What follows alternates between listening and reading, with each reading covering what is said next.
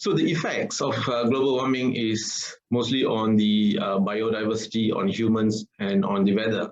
So the increase of temperatures and climate disorders disturb the ecosystem, modify the conditions and cycle of plant reproduction. And scarcity of resources and climate changes change the life habits and migratory cycles of animals. On humans, climate change affects the global economy.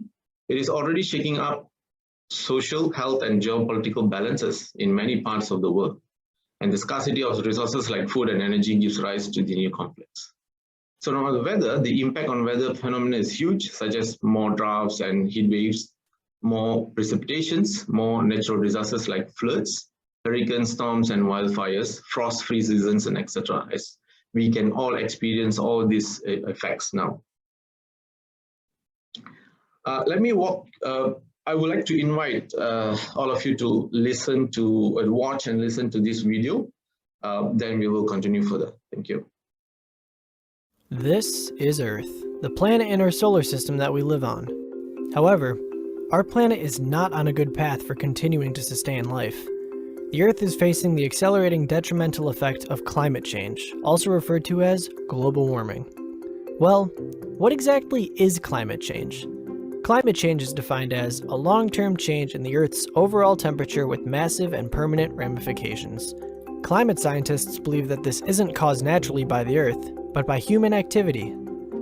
Earth's atmosphere consists of gases such as oxygen and nitrogen, and other gases known as greenhouse gases like carbon dioxide, nitrous oxide, and methane. Incoming light from the sun hits the Earth's surface. The Earth absorbs some of that energy, heating the surface of the planet. The rest of that energy gets reflected. Some of that energy goes back out into space, but greenhouse gases like carbon dioxide trap the energy and send it right back to the Earth's surface, heating it up even more. This is known as the greenhouse effect. Now, a little greenhouse effect is natural to the Earth and is a good thing to have, but a large greenhouse effect can be catastrophic, causing a lot of that energy to stay in our atmosphere and heat up the Earth at an accelerating rate. Some of the main human activity that emits greenhouse gases are fossil fuel burning, animals, agriculture, and deforestation, and waste and recycle pollution. Burning fossil fuels like coal, oil, and natural gas, as well as gasoline, are some of the largest pollutants of carbon emissions. Not only that, but when fossil fuels are burnt and their gases mix with heat, they create smog, a thick air pollutant that is highly toxic. For example, Beijing smog is so thick and heavy that you can't go outside without some form of surgical mask or breathing filter. The massive amounts of excrement produced by livestock farms emit toxic gases such as hydrogen sulfide, ammonia, and methane into the air. Methane is 23 times more effective at trapping heat than CO2, and roughly 80% of these emissions in the US come from animal waste. Over 56 billion animals are globally raised every year for food purposes. That's 8 times more than the human population, and 8 times as much waste adding emissions to our atmosphere. Land used for growing animal feed and raising animals for food used a staggering 30% of the Earth's landmass in 2006, and the food production industry has only increased since. 7 football fields worth of land is bulldozed every minute to create more room for farmed animals and the crops that feed them. Bulldozing land and deforestation not only emits greenhouse gases, but it gets rid of plants, trees, and forests, the things on our planet that actually absorb carbon dioxide. The more we deforest our Earth, the less carbon dioxide it can absorb from our atmosphere. Solid waste landfills are some of the largest pollutants of methane gas in the United States. The average person produces 4.3 pounds of trash per day. That's 1,569 pounds of trash per year for one person. With the 7+ billion people that live on the globe, that's 11.6 trillion pounds of trash dumped into landfills every year. But how do we know that our human activity is the cause of accelerated climate change and not the Earth's natural process? Our civilizations produced a devastating 40 billion tons of carbon dioxide last year, which equals 700 trillion cubic feet of CO2. That's a little more than 100 Mount Everests of CO2. It's enough CO2 to fill the entire Grand Canyon 5 times, or it's the equivalent of 19 million Empire State Buildings. The largest natural pollutant of the Earth are volcanoes. If we take the largest scientific estimate of carbon emissions produced by volcanoes every year, that's 500 million tons of volcanic CO2. But that's not even 2% of the nearly 40 billion tons of CO2 that our civilizations produced. Over the course of thousands of years, our climate goes through a natural climate cycle of carbon dioxide being absorbed and released into the atmosphere. But once the Industrial Revolution kicked in, burning fossil fuels became the necessity of manufacture and production plants, and the CO2 level shot up violently and have not slowed down since. The Earth has not seen this much carbon dioxide in its atmosphere for millions of years. Our planet with the greenhouse effect is like a bathtub being filled with more water than it can drain. Eventually, it will fill up with more than it can handle. But why should we care about global warming and climate increasing? The Earth's temperature has risen 1.5 degrees Fahrenheit over the past century and is projected to rise another 0.5 to 8.6 degrees Fahrenheit over the next 100 years. Animals and plant life are struggling to adapt to these conditions for survival. If even one species goes extinct, it can create a domino effect with the food chain. No living plants or animals means no living humans. Rising temperatures makes the Earth's oceans become warmer, which causes something known as ocean acidification, which rises the acid levels in the oceans from the carbon dioxide reacting with the salt water. Ocean acidification harms animal life and is what's causing the death of the Great Barrier Reef. This is a problem because about 1 billion people use ocean life as their main source of protein. Since the oceans are becoming warmer, the polar ice caps are melting, which has caused almost 65% of the polar ice caps to melt since 1979. The Earth loses on average 400 billion tons of ice each year. That's like a giant block of ice 4 miles long on each side, 64 cubic miles, that melts and is added to the ocean. The oceans fill with too much water, and the shores, like in Louisiana, can't hold all that water, and coastal regions get flooded and destroyed. Climate change also causes more frequent and intense natural disasters such as hurricanes, floods, tornadoes, heat waves, and droughts. So the question is, how do we stop this? Instead of burning fossil fuels, we need to convert to renewable energy such as solar and wind power, which emit zero carbon emissions when operating. Energy from the sun and the wind are infinite. Unlike fossil fuels, we will never run out of them. More solar energy falls on the Earth in 1 hour than all the energy that our civilizations consume in 1 year. Civil engineers from the Solutions Project calculated that we could power most of the world with only renewable energy if we just actually decided to do it. If we cut back on deforestation, not only does that reduce the amount of fossil fuels burned, but there will be more plants and forests actively absorbing carbon dioxide. If we use more reusable and renewable resources, this will reduce the amount of energy needed to create new products. This will also reduce the massive amount of landfill dumping that we do. That all sounds like great, efficient, and healthy ideas, but how can I help personally right now? You can drive an electric or fuel-efficient car. Replacing your regular car with a Toyota Prius, the average person can prevent the emission of about 1 ton of carbon dioxide into the atmosphere. Now, we all can't afford to just buy new and different cars. So to help, you can walk or bike places, take public transportation, or if anything, ease off the accelerator and make your car as efficient as possible. Use energy-efficient light bulbs. LED light bulbs use only a fraction of the power of incandescent light bulbs. Air dry your clothes instead of using power-guzzling machines like dryers. Turn off electronics or lights when you're not using them. Eat less meat or no meat at all. By replacing an omnivorous diet with a vegan diet, the average person can prevent the emission of about 1.5 tons of CO2 into the atmosphere. Reduce, reuse, recycle. And of course, spread your knowledge and concerns of climate change. Remember, climate change is very real and is drastically affecting planet Earth, our home. And although we are the problem, we can also be the solution.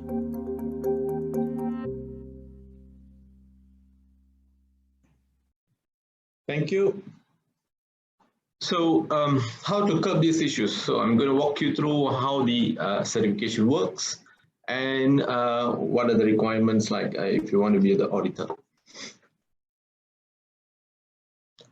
So introduction of ISO is International Organization for Standardization. It's known as ISO in short, and it's an independent non-governmental organization that set international standards related to products and recognize the standard as the most reliable.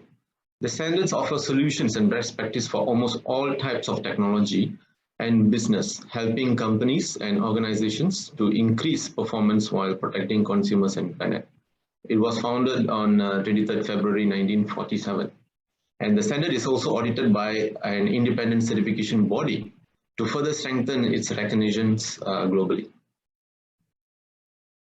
Importance of ISO standards is to ensure the product and services are safe, reliable, and quality.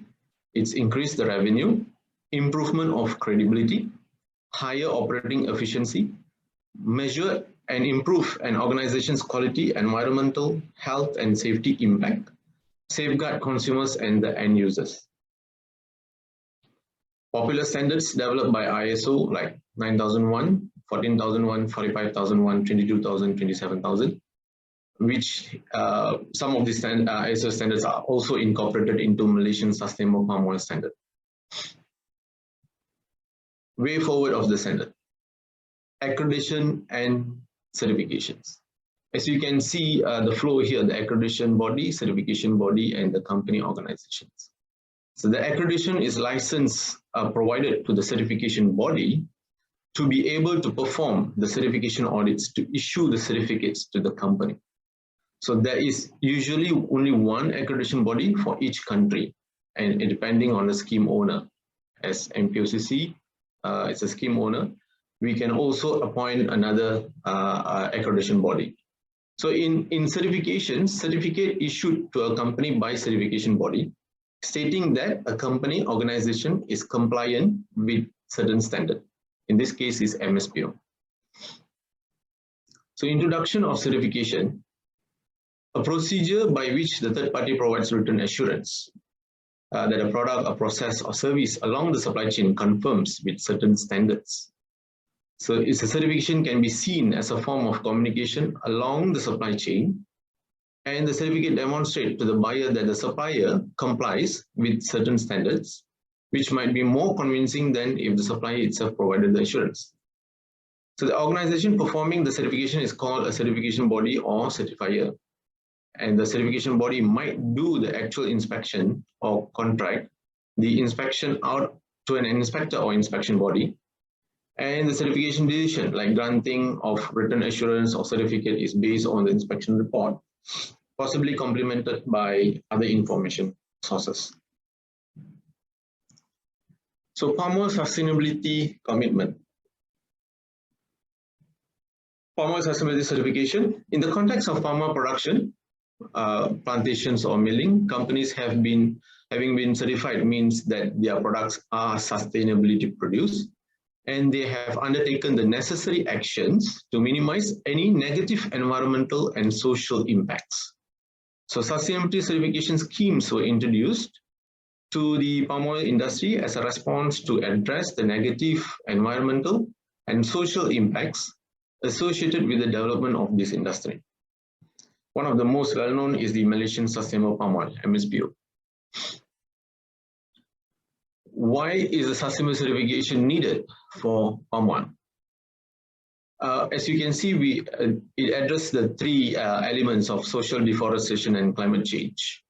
On social, it looks into employment and work conditions, child and forced labor, customary rights, land and ownership rights, deforestation like biodiversity loss, conservation of high biodiversity value areas, and climate change, planting on peatlands, fire, haze, greenhouse gases. So in Malaysian Sustainable Palm Oil overview, it is a national scheme in Malaysia, and the standard was launched on 19 November 2013. It's known as MS2530 series 2013. And the standard sets the requirements and which must be met when audits are done.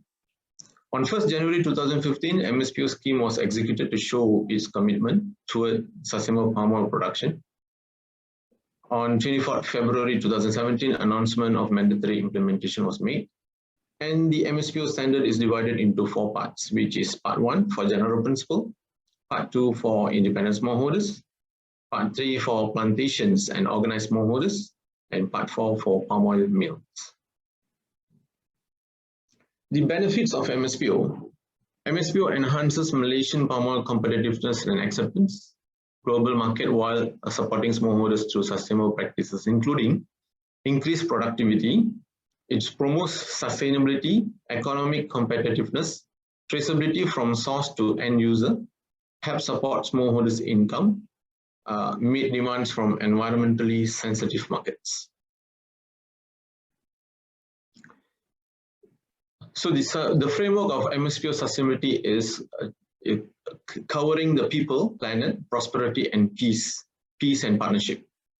So people protecting the rights of employees and stakeholders, for planet protecting the environment and reducing environmental impacts, prosperity, best practices to ensure continuity in business, peace, foster peaceful, just and inclusive societies, and partnership, implement the agenda through a solid global partnership.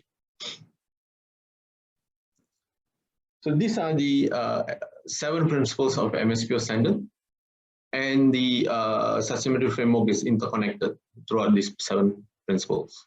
So you can see principle 1, management, commitment, and responsibility. And principle 2, the transparency. Principle 3 is compliance to legal requirements. 4, social responsibility, health, safety, and employment and conditions. 5 is environment, natural resources, biodiversity, and ecosystem services.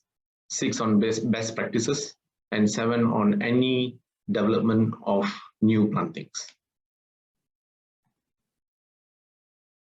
Malaysian sustainable palm oil commitment towards global demand. See, the people, social sustainability is captured in principle 4, which address the social responsibility, health, safety, and employment conditions. The organization will be assessed based on the adequate employment conditions, occupational safety and health requirements as well, through social impact assessment, compliance and grievance, commitment to contribute to local sustainable developments, employees' health and safety, employment conditions, training and competency. So the international social certifications, SA 8000 certification is social accountability, and SMETA is a similar audit, which is specifically for social sustainabilities. Planet, environmental sustainability, we address through principle 5 to address the environment, natural resources, biodiversity, and ecosystem services. The organization will be assessed through the environmental management program, efficiency of energy use and use of renewable energy, waste management and disposal, reduction of pollution and emission, natural water resources, status of rare, threatened, and endangered species, and high biodiversity value area, zero burning practices. It also addressed in principle 7, when there is an organization who wants to develop a new plantings, which it will be assessed for high biodiversity value, primary forests, which no deforestation, for protection of nature, ecosystem services, social and cultural values, peatland, social and environmental impact assessment, soil survey, planting on steep terrain or marginal and fragile soils, customary land. So some of the international environmental certifications is like ISO 14001, it looks into environmental management system, ISO 50001, energy management system, and FSC is Forest Stewardship Council.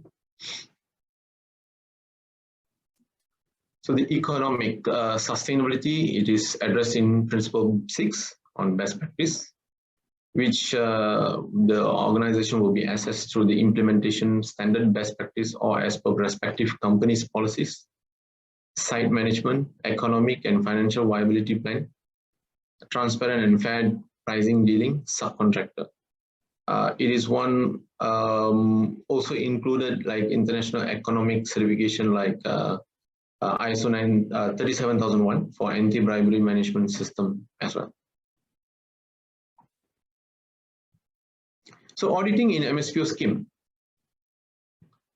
What is an audit? It's a systematic, independent, and documented process for obtaining audit evidence objectively to determine the extent to which audit criteria are fulfilled.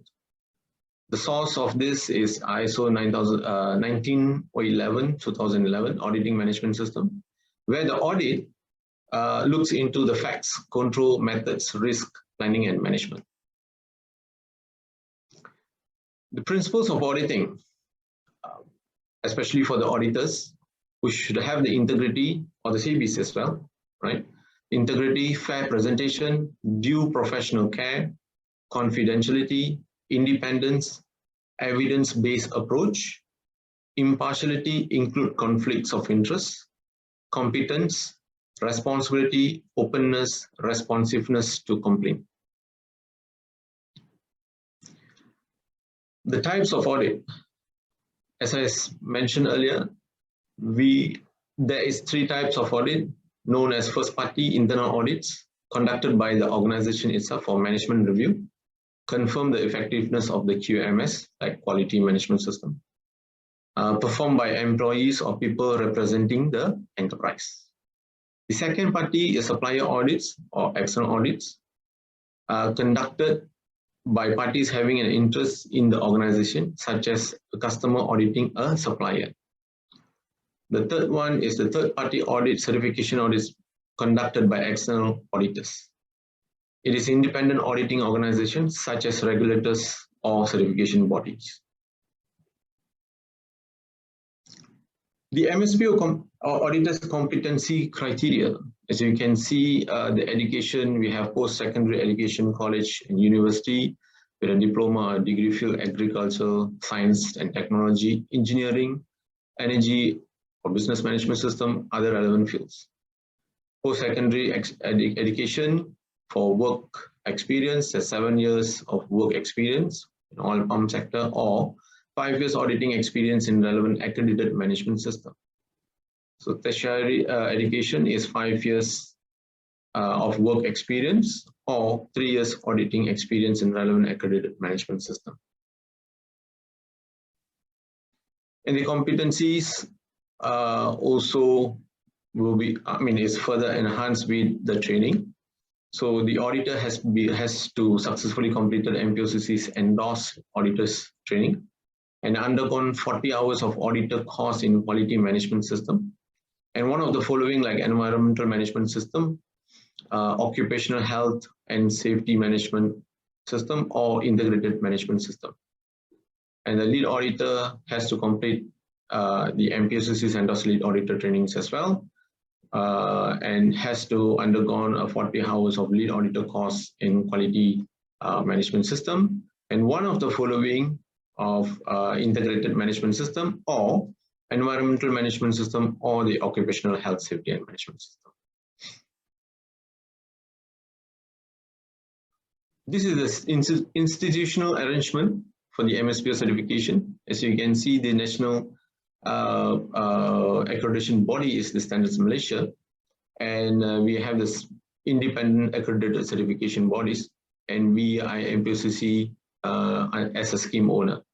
So if the applicants for supply chain certifications or for oil palm management certifications, CB will be receiving and process the application for certification, and CB will be conducting audits and make decision to award MSPO certificate for plantation management or certificate for supply chain. Here, these certification bodies will be accredited by the national AB. And of course, the notification accredited CBs have to apply scheme owners to become notified CBs to enable them to issue accredited certificates recognized by scheme owner. So the conclusion, the MSPO standard have an ultimate aim of being credible sustainability standards for the palm oil industry in Malaysia, to bring positive social, environmental and economy impacts while minimizing negative impacts. Malaysia is committed in producing sustainable palm oil and has in place a credible MSPO certification scheme that provides assurance to buyers and consumers of this commitment. The MSPO certification scheme provides proof of a robust management system, which enhances stakeholder confidence while improving compliance to meet all legal, regulatory, and sustainability requirements. In conclusion, MSPO standard is an effective measure to demonstrate compliance to good practices and in meeting global demand. As the stakeholders' demands for better corporate governance have resulted in increasing trends on improved rules and regulation, as well as the best practice and auditing professionals. Internal or external auditing is also affected by these global changes and plays a significant role in evaluating the organization's risk management controls and corporate governance processes. If you want to pursue a career as an auditor, you may be wondering how to get started with it. It might be the right choice for professionals looking for towards an auditor career. But where do you begin your learning path? MPOCC will be opening soon for MSPO auditor training and lead auditor training, and hopefully you'll be shared with that information and for you to consider becoming an auditor. Thank you.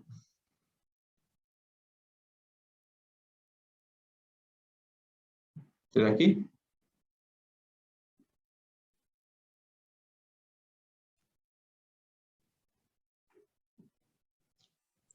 Hello. So, yeah. Okay, so thank you, Mr. Simon. So does anyone have any questions? Please just raise your hand and don't be shy. Oh, okay. Dr. Vidurati has a question. Yes, please, Doctor. Okay. Very good morning to Mr. Simon. Hi, it's me again. Yeah. Yeah. I'm just curious because actually I'm one of the team of auditor in UiTM Sabah. Okay. Yeah. So actually, I'm just curious. What is the requirement or who are the person that entitled to be appointed as a auditor for the MSPO compliance? We as academician, we are entitled to apply if once all of the courses attended by us, or only this auditor only entitled to be applied by all the industry players? How about the academia or academician? You mean the auditors? Okay, there's two types. Let me get your question right. Yeah. There's two things here. One is the CB, the certification body. Another one is the auditor. So are you referring to CB, certification body, or the auditor? The auditor. The auditor, okay. Yeah. So the auditor, so meaning you are referring to an individual in UiTM? Yes, yeah. Right, okay. What is the requirement? And our status as academician is entitled to apply this auditor if we completed with the QMS 40 hours, right? Just one of the requirements as stated in your slide just now. The 40 hours must comply with the QMS undergone with this training. So my question, are we entitled as academician to be one of the auditor of the MSPO compliance? Yes, you are. You just have to comply because this is the requirement that I published through the presentation. It's a requirement by the scheme owner. But when you apply through a CB, because you can't do the audit by yourself, you need to get in touch with a CB, certification body. So when you get in touch with a certification body, they will have their own internal procedure to verify your qualification and competency against the standards. Oh, all right. Yeah. Right. So because, they will assess. Yeah. Yes, but because I did notice that some of the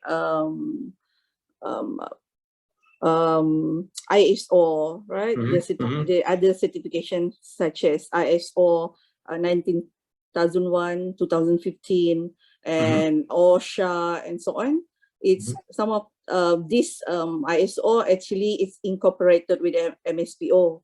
So do you think that the company that they comply with this list of the certification, as you stated in your slide just now, are they actually meet some of the requirement that need to fulfill in MSPO certification as well? Oh yes, they have to fulfill. They have to be fulfilled. Otherwise, they will not get certified. And of course, it will be hanging. It will be not. The decision will not be made to certify them. So the possibility, if they comply with all of the list of the certification, meaning to say they almost comply with the MSPO certification. Yes. Also, yeah. Yes. Okay. Yes. Yeah, yes. Yeah, yeah. That's how the certification works. Yeah, so, because MSPO ni I did not see that some of the element in MSPO actually it's maybe it's quite redundant with this ISO 9001, 2015, OSHA and so on. But some of the elements such as like environmental criteria, yeah, Mr. Simon. So how this criteria ni monitored by the auditor and give marks for the company to make sure that they will pass with the pass level lah. Okay. Yeah. All right. Okay. Basically, the principles is divided further into criterion and indicators. So I'm not sure whether you have seen the standard. So when it comes to indicators levels and the criteria levels, the principle will be broken into more detailed requirements. So that is where the auditor will assess on the compliance level. So if they found that some of the if there is a break in the system, in the overall system, they will raise as a major non-compliance. But if it is an a minor if it is just a small non-adherence, then probably they will just take it as a minor non-compliance. So the assessment is actually based on the implementation of the certificate holder. It's quite similar with the criteria like SO 91/2015, yeah.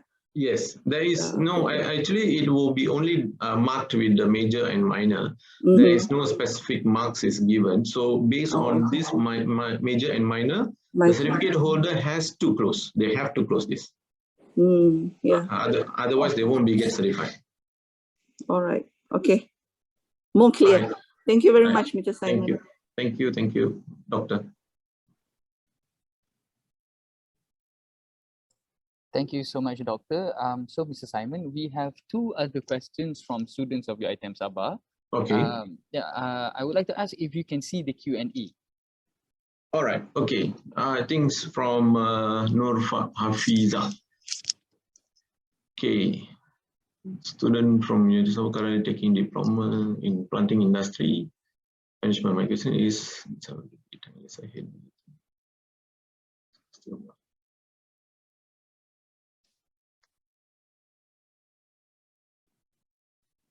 okay. Of course, in 7 to 10 years, the whole world is actually going moving towards a certification. Verification. That means the standards will be more improvised, will be more detailed, and probably they will be trying to cover every aspect of the activities of any organizations or industries. So I do think it will be more relevant in coming years. Okay. But yeah, as you said, moreover, for female students, in your view, this scope are mainly for male workers. No such things as well, because we have a lot of female auditors who is auditing, especially for social requirements, because they still have to assess on the social compliance on what do you call, like gender bias or sexual harassment, and also they have to look into the the discrimination between male and female. So this is where the female auditors will play a vital role in getting the right what do you call, findings. Okay, we call in certification world, we call that as findings of the audits. Hope that answers the question. The second question will be, a good day everyone. A student taking diploma would like to know the MPOCC job requirements. Which one between working experience and study has more points to be pointed out to be higher during the interview? Okay, the one that I presented just now is to be an auditor. This auditor is actually offered by the certification body, not MPOCC. However, this is the minimum requirement that I flashed just now in the presentation. That is required by the scheme owners, which is MPOCC. Okay, but when you apply through a CB certification body, they will be probably having additional requirements. Probably they'll be asking about working experience or qualifications, and of course they will be. There's no such thing. They don't hire fresh grads, but it needs more, how to say, a committed type of attitude, because having the job as an auditor requires a lot of updating and also traveling. Thank you. Mr. Simon, we also have a question from Dr. Alexis Korom. Alexis Korom. What is the standard of acceptance by the third parties like Europe, India, China, outside of our country towards this?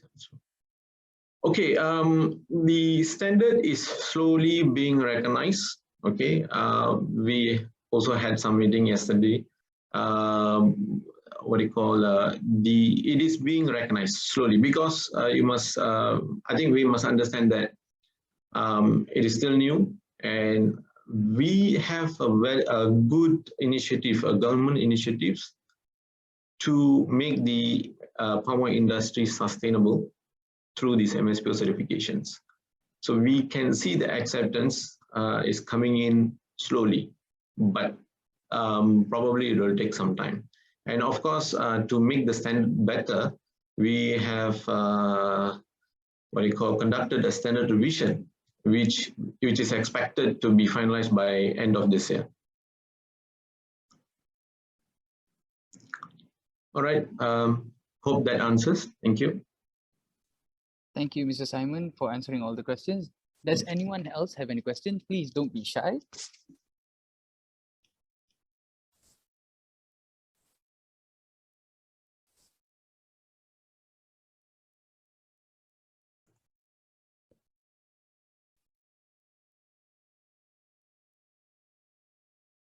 Okay, I think that's all the questions that we have received. So thank you so much, Mr. Simon, for the enlightenment of your topic. All right. So yeah, I think we will end our webinar here today, and we will continue off tomorrow for day 3. Who is our below? Yeah, with Mr. Muhammad Asbullah Supariono, Senior Manager of Strategic Management at MPOCC. And do not forget to use the same Zoom link for tomorrow's webinar, and also at the same time at 11 a.m. So thank you so much, everyone, for attending today. And thank you, Mr. Simon, once again. Thank you for all the lecturers. Yeah, thank you, Jazaki, and thank you, everyone. Oh, yeah. Before that, I will share the certificate inside the chat for those for non-UiTM students to download, and just fill in your name.